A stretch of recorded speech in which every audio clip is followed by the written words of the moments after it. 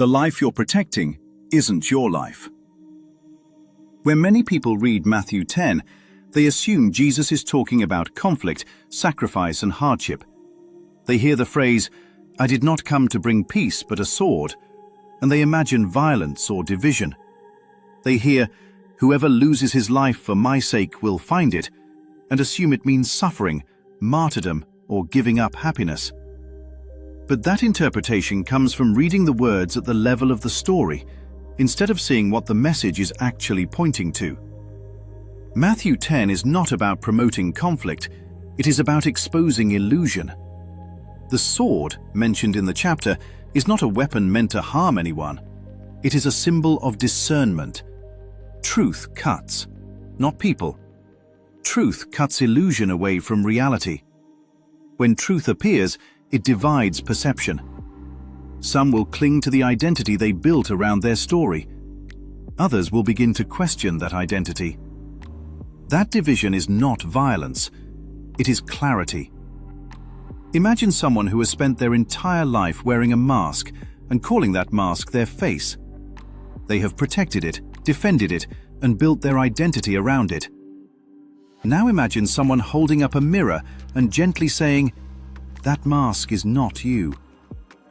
At first, that moment will not feel peaceful. It will feel threatening, because the mind believes the mask is life itself. This is why Jesus says not to fear those who can harm the body, but cannot touch the soul. The statement challenges the deepest assumption people carry, the belief that the body is who they are. If identity is reduced to the body, fear becomes unavoidable. Anything can threaten a body. Time can threaten it. Illness can threaten it. Circumstances can threaten it. But if identity is not confined to the body, the entire structure of fear begins to weaken. This is why the chapter also mentions sparrows. Even the smallest details of life are not outside awareness. Nothing exists outside the field of being itself. But the most profound line in the chapter appears in the paradox that closes the teaching. Whoever finds his life will lose it, and whoever loses his life for my sake will find it. At first glance, this sounds contradictory. How can losing life lead to finding it? The key is understanding what kind of life is being described. The life most people believe they have found is not life itself. It is the story about themselves. It is the identity built from memories, roles, achievements, wounds, and expectations. Over time, that story becomes so familiar that people begin calling it my life. But a story must constantly be defended to survive. It needs approval. It needs recognition. It needs control over circumstances. The moment those supports begin to shift, the identity feels threatened. This is the life Jesus is pointing to when he says it must be lost. Not existence itself, but the illusion that the story is the self. Think of an actor who has played the same role on stage for so long that they begin to believe they are the character.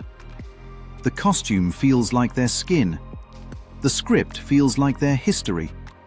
The stage feels like the whole world. Now imagine the curtain closing and the actor stepping out of the costume. For a moment, it might feel like something has been lost. But what was lost was never the actor, only the role. This is the paradox. Whoever clings to the character will eventually lose it, because the play must end. But whoever releases the character discovers the one who existed before the role ever began. Matthew 10 is not a call to destroy life. It is an invitation to see through the illusion that the story about the self is life. And when the story falls away, something remarkable becomes visible. The life that seemed so fragile was never fragile at all. Because the life people spend their energy protecting was never their life to begin with.